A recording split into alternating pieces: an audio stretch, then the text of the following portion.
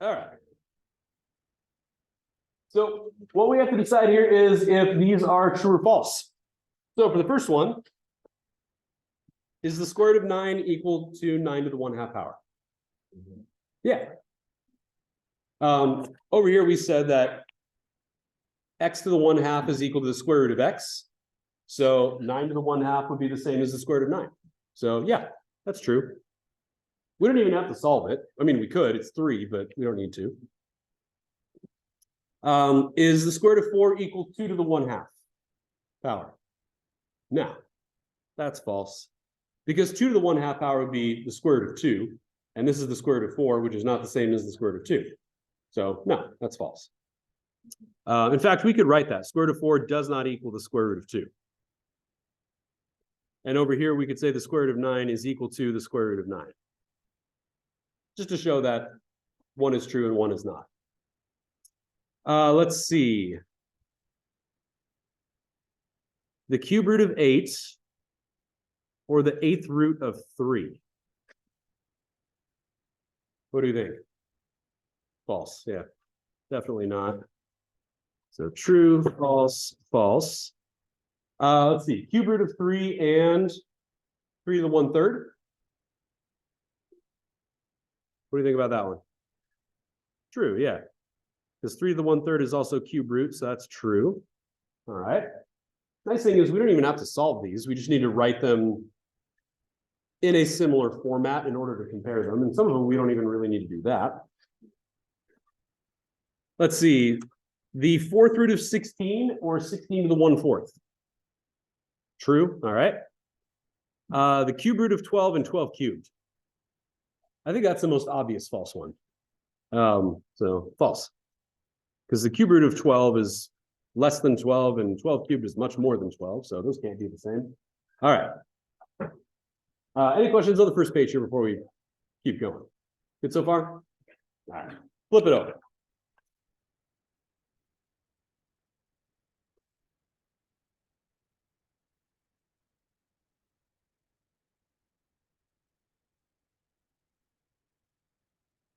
All right.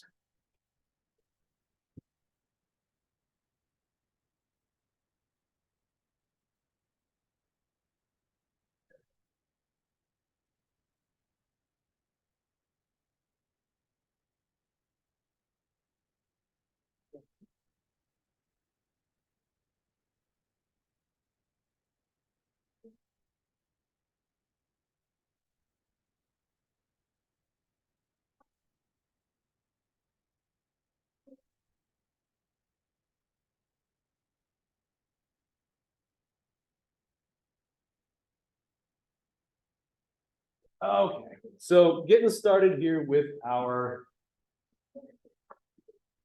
kind of big topic for today. We've got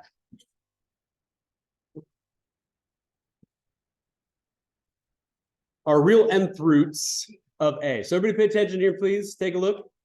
We're going to get started with some new stuff. So what we're looking for here is if we let n be an integer, so n is basically the base value that we are raising to the rational number. It's the number that goes underneath the radical symbol.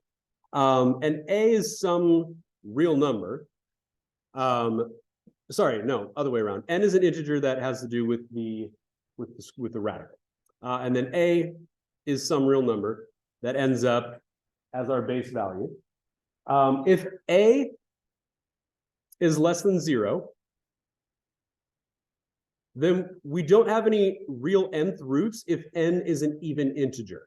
Let me explain what that means real quick. So if we're talking about even versus odd, so we're talking even integers versus odd integers as the numbers that are outside of our radical symbols, whether it's a 2, a 3, or a 4, square root, cube root, fourth root, things like that.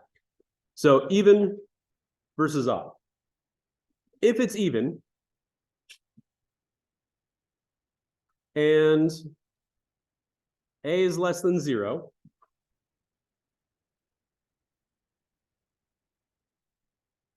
that means if you have something like this, So if n is even, that makes this a square root. And if a is less than 0, that would be something like negative 64. The square root of negative 64 does not have any real nth roots. It has imaginary nth roots, right? You got plus or minus 6i or 8i for this one here, but those aren't real roots. Those are imaginary. So we'd say non-real.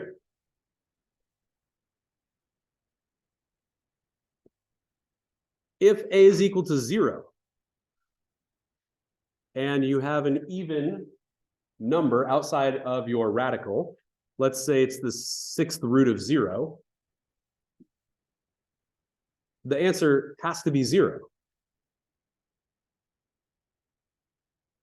So we're talking about the values underneath your radical symbol in comparison to whether or not you have an even or an odd number as your root. If it's greater than 0. So if a is greater than 0, let's say you've got the 4th root of 16. This would be equal to positive or negative 2, which would be 2 real solutions.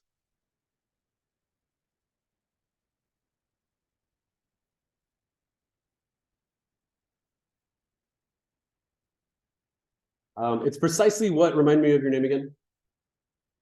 Yeah, Hartley. Okay. It's exactly what Harley was saying on the previous page with this problem right here on number 3, where you said positive or negative 1,000, which is true, even though we just went with the principal root on that. So anytime you square root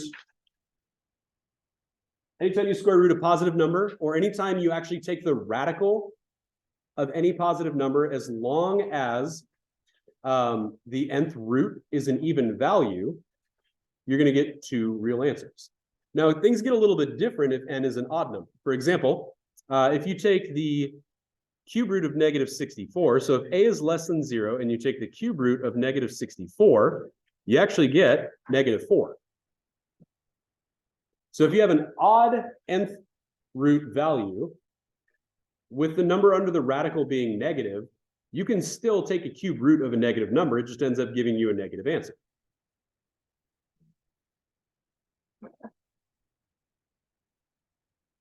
If it's 0, same idea.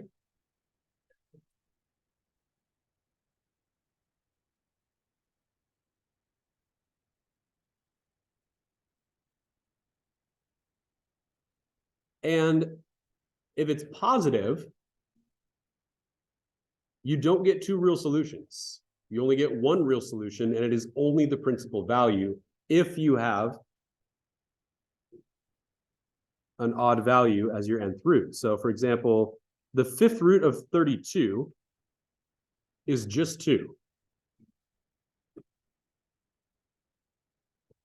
It's not positive and negative 2 because there's only one number that you can multiply by itself 5 times to equal positive 32.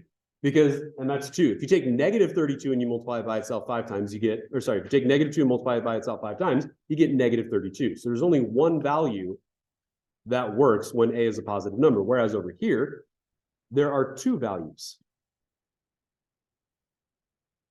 that would multiply to equal the number underneath the radical over here. So there's a difference between how these things work, obviously, if your nth root is positive or not positive or negative, but odd or even. And so that's what we're going to be dealing with here. So it says, find the indicated real nth roots of a. What that means here is a is the number under the radical, n is the value on the outside of your radical. So this would be the cube root of negative 216. Anybody know what the cube root of 216 is?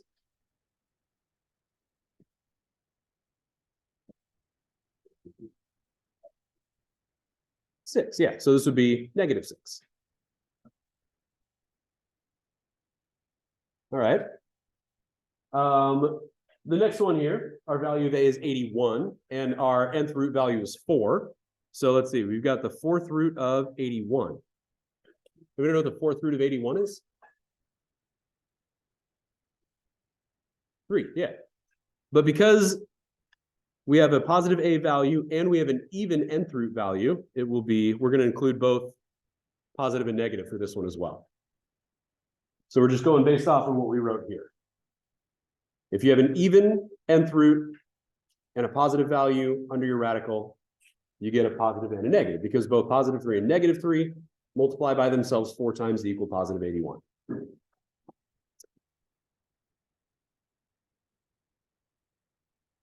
All right, how about C? The 4th root of 16. Okay. Positive or negative or just 2? Yeah, positive or negative 2. Good. All right. If the nth root is odd, what's the maximum amount of answers we can have? Can we get 2? No, we're just going to get 1. So over here, that's what we're looking at right here. If you have an odd nth root value, you will either get a negative or a positive or 0. So you'll always have a real answer, by the way, which is kind of weird, kind of interesting. But you only get 1. So we're looking at the 5th root. The 5th root of 243.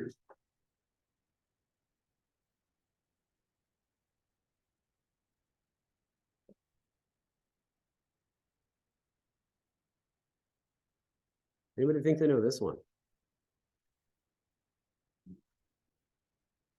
For D, yeah. 3, yeah. So the 5th root of 243 is 3. Actually, I figured that one out by looking at B. Because if 3 to the 4th power is 81, 81 times 3 is 243, which would end up adding one more exponent to that. So that would be the 5th power, so 3. And it's just 3, right? It's not positive or negative 3, it's just positive 3, because we have an odd nth root value. All right, E should be a little bit easier. The cube root of negative 125.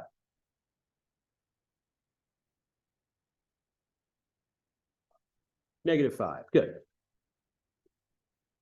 And then the last one, maybe if you're paying attention, maybe the easiest one, the square root of negative 49.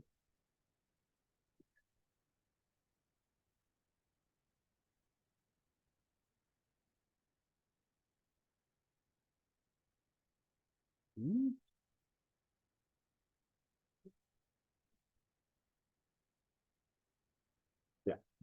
If we wanted to go imaginary, we could say plus or minus 7i, but we're going strictly on real versus non-real here. So if it's a real answer, write the answer. If it's non-real, just write non-real. There isn't a real number that you can multiply by itself to have it equal a negative. So there we go. Okay, how are we feeling so far? Decent-ish.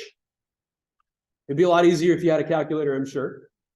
But the way that I see it, you don't learn the rules as well if you are relying on a calculator the whole time, right? I know. But would you agree with that though? Like learning the rules, like you're forced to learn the rules if you have to do it by hand. Whereas with a calculator, you might discover the rules, but you might not pay attention to them as much if you're just always having a calculator. So it's good to know this kind of stuff. All right, let's keep going. Next thing we're talking about.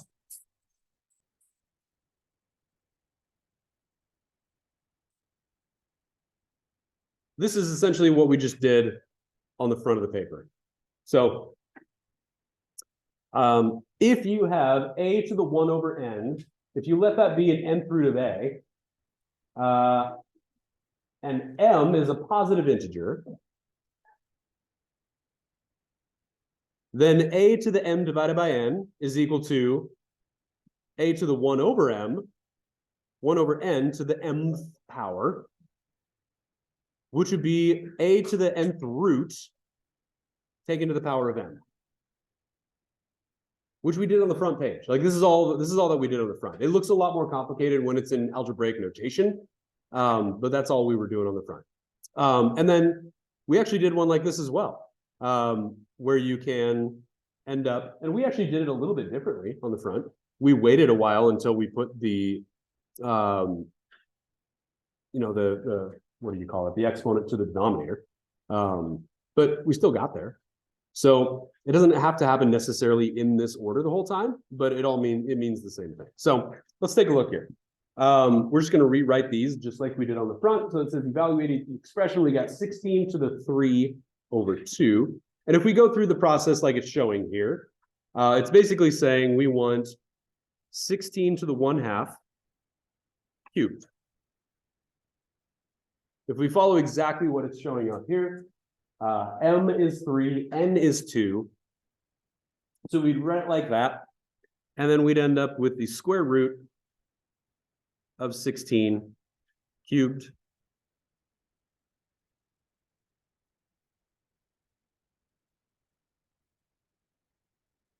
Which is the radical form,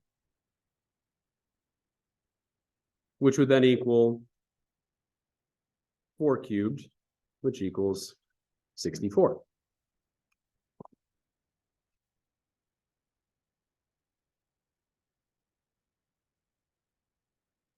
So exactly what we did on the front. All right, the next one, we're going to do this one in the order that it tells us on this page, a little bit different than the order that we did on the front, but it's going to end up in the same place that we had anyway. So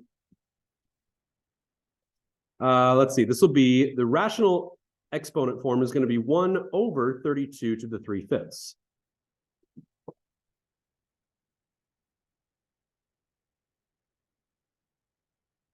Which would be equal to 1 over the 5th root of 32 cubed, which then in radical form, I guess that would be radical form. We'll just go ahead and move on over, and that'll be the 5th root of 32 is 2, so this will be 1 over 2 cubed, which ends up being equal to 1/8. So 32 to the negative 3/5 is just 1/8.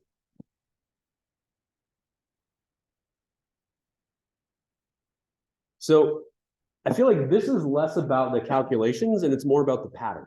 If you get the pattern down and you know where the numbers end up going, you'll be able to work through most of these problems without too much trouble. Now, the good news is on these next ones, calculator. So evaluate each expression using a calculator. If you don't have a graphing calculator in front of you right now, go ahead and grab one from over here. We've got a class set there. I think there's exactly enough for one per person, which is great.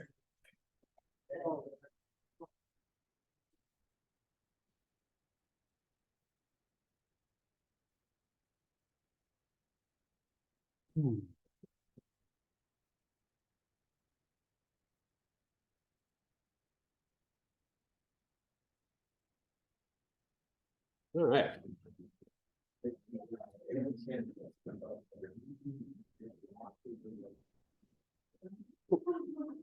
Anybody not have one? You got one? You got one? Oh, you sure? Okay. Does anybody not have a calculator yet? I think everybody's here. I think every one of these should be in use. Anybody else?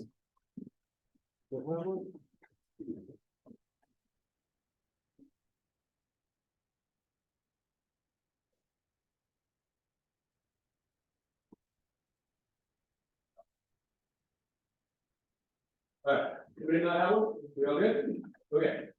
So I guess I'll just show on mine because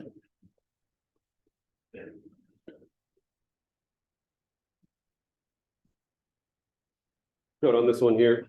A couple ways to do this. So I'm getting 1.55 when I'm writing this out.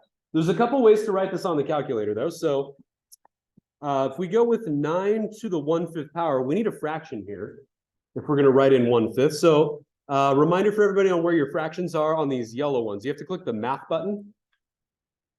Click the button down underneath alpha where it says math, scroll over to where it says frac for fraction, and then just choose n over d.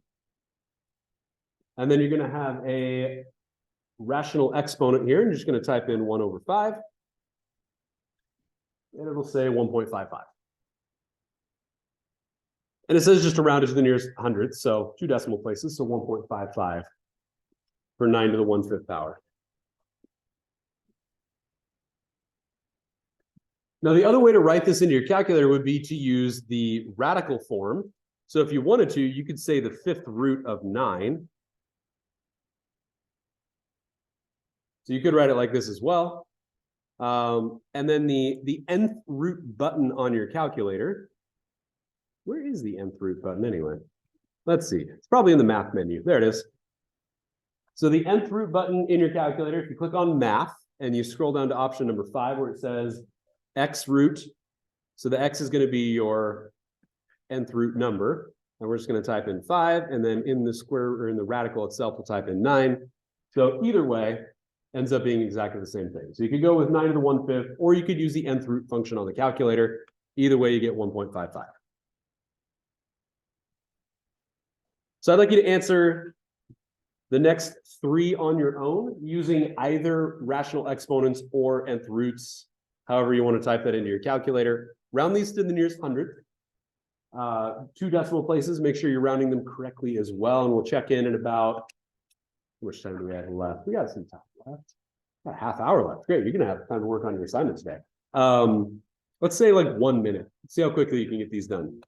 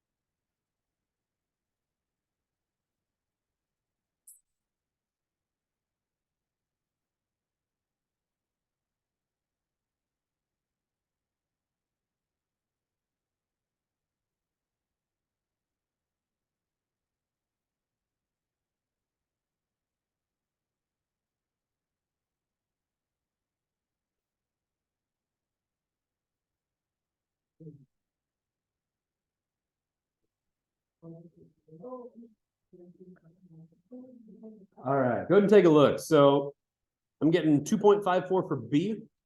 I got 6,783 for C, because the 99 rounds up from 82 to 83. And then 24.20 for D. Or if we want to, you can put a 0.00 after the 6783, either way. Because there's like 6,782.999, I think. And so the third 9 rounds the second one up to 0, which rounds the first one up to 0. So, which rounds this up from 2 to 3. Questions on those before we look at the back? Cool. Flip it on over. Got 6 more to take a look at.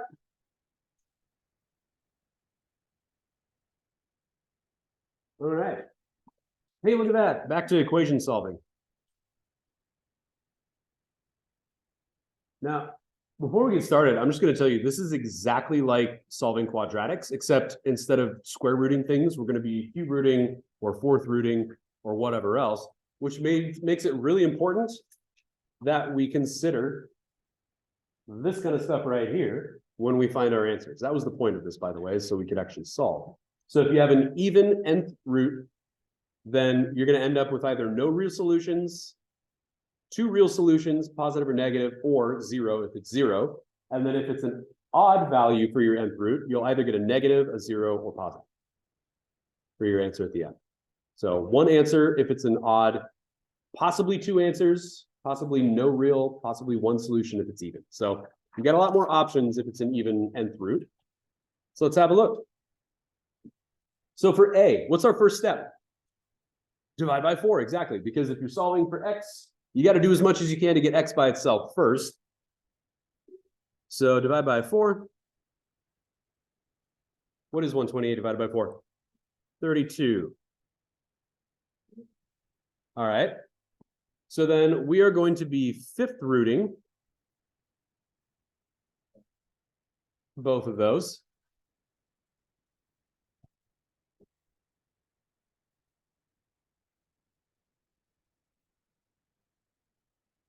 So is this one solution? Is this two solutions, or is this non-real?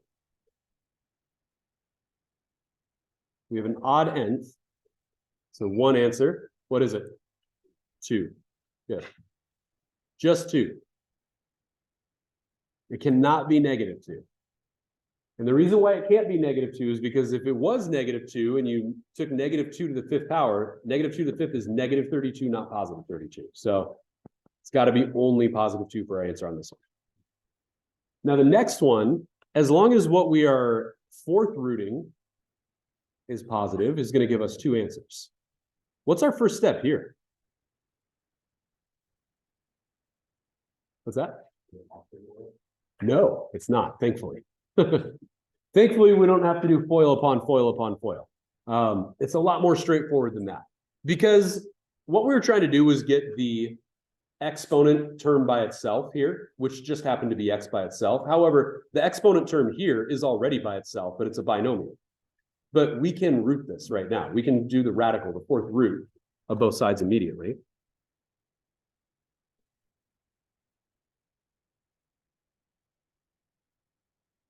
Because what that'll do for us is it'll get rid of the parentheses and leave us with x minus 3.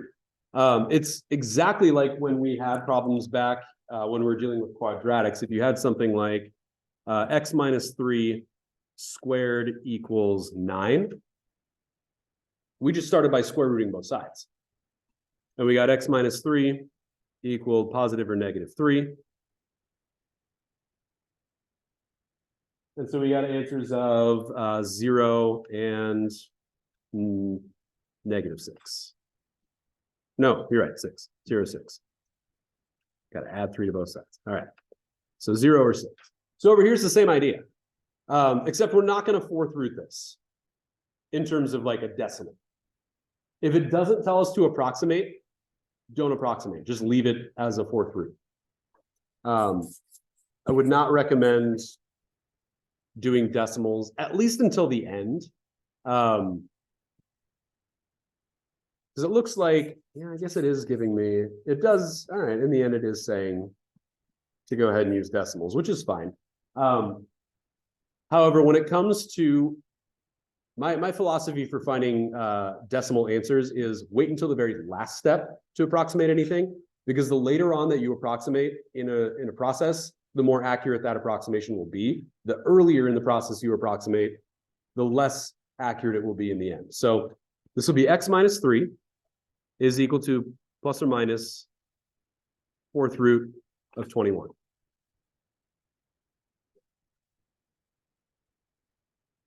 And it is plus or minus because we have an even nth on this one. And if we add 3 to both sides, that'll just give us 3 equals 3 plus or minus the fourth root of 21. So this is the exact answer here. We got our positive and our negative, or we could figure out the decimal approximations as well. So we may as well do that real quick. So let's see. Head on back over here. And we'll start with the addition one. So 3 plus, we'll take a look at the fourth root of 21. So that's about 5.14. So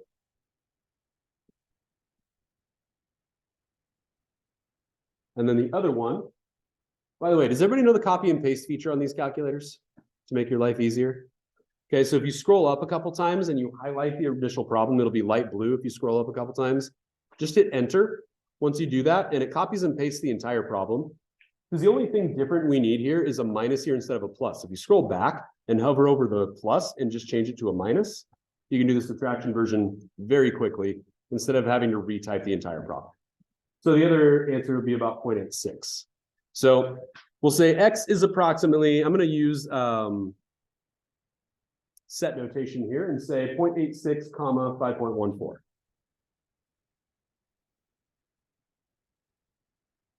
May I have your attention, please, seniors. There we go. Seniors, the senior parents are here outside the main office with more cherries, and if you have money to drop off, they can take that too. So Seniors, make sure to turn in your cherry money and pick up more if you need them.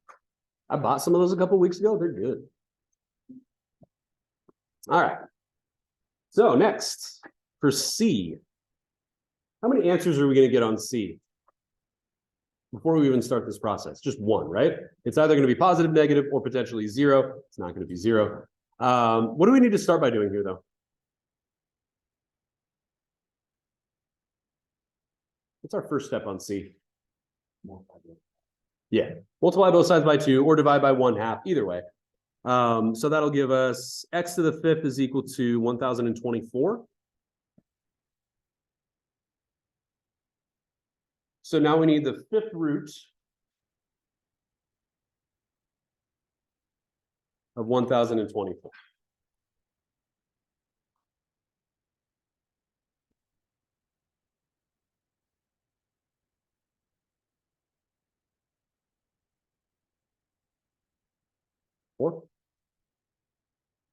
I'm thinking that's probably right. That makes sense. Yeah, we got 4. Great, x equals 4.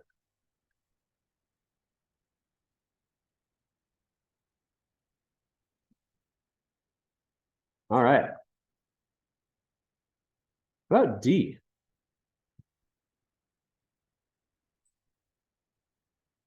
What do we do first here? Cube root, okay. And because it's an odd nth value, there's no problem taking the cube root of a negative. That's perfectly fine. So it's not going to be plus or minus because we're not going to get 2 solutions from that. So this is just going to be x minus 2 equals the cube root of negative 14. Not plus or minus the cube root of negative 14 because there's only one answer when there's an odd nth. And if we add 2 to both sides, it's going to be x equals 2 plus the cube root of negative 14. And then we can approximate that. We'll just go 100th again on this one. So let's see, 2 plus cube root of negative 14. And that looks like about negative 0.41.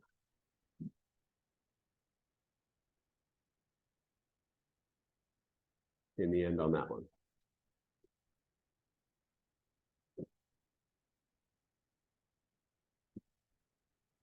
All right. Do E and F on your own, and then get working on the assignment after that. We'll take a look at the answers before we start the assignment, and I'm also going to hand out books to those of you who need it. But work on E and F for a couple more minutes. Solve both of those, and then write the correct number of answers. Approximate if you need to. Only one of them should have an approximate answer, though.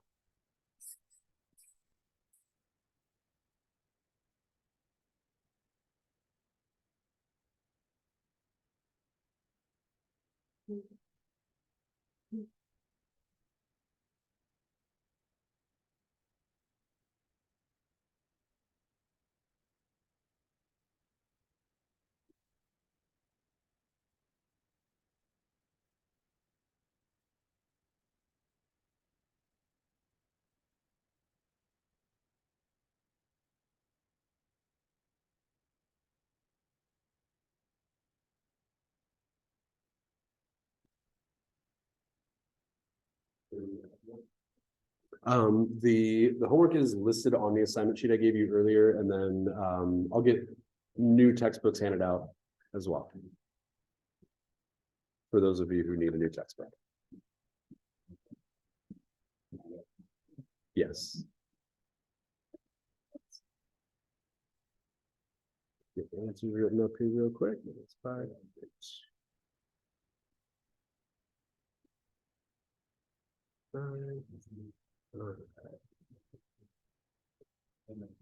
Let's see. Actually, Harley, can you tell me that number?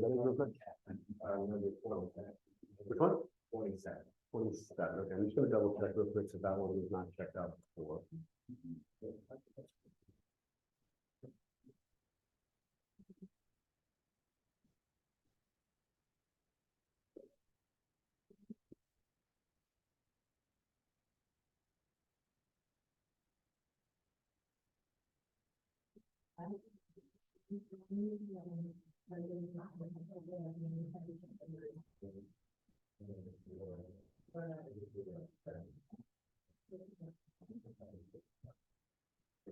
All right, so the final two answers here. Letter E, should be -7 and -3, or -3 and -7, however you look at it with that one. And then F is about -5.21 and -0.79. Those should be our two answers for that one there. By the way, I just want to kind of loop this back to what we were doing in Unit 4 just very quickly. Anytime you solve for x in any equation, you're finding the zero of that function, where the graph crosses the x-axis. So every single one of these should have x-intercepts at these values. So if we look at this last one here, we check out, let's see, x plus 3 to the power of 4. Let's see, that'll be -24 because it needs to be equal to 0. So -24. Then we go to the graph, and there's the one at -5.21, and there's the one at -0.79 right there. So we're still finding our x-intercepts, even though we're not looking at any functions right now. We looked at polynomial functions in Unit 4. We saw end behavior. Things are going through the x-axis and looping up and down and all around.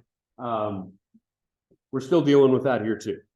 So whenever you solve for x in a polynomial, you're finding the x-intercept. So just relating that back to the graphing that we were doing in Unit 4, because that idea will not be going away.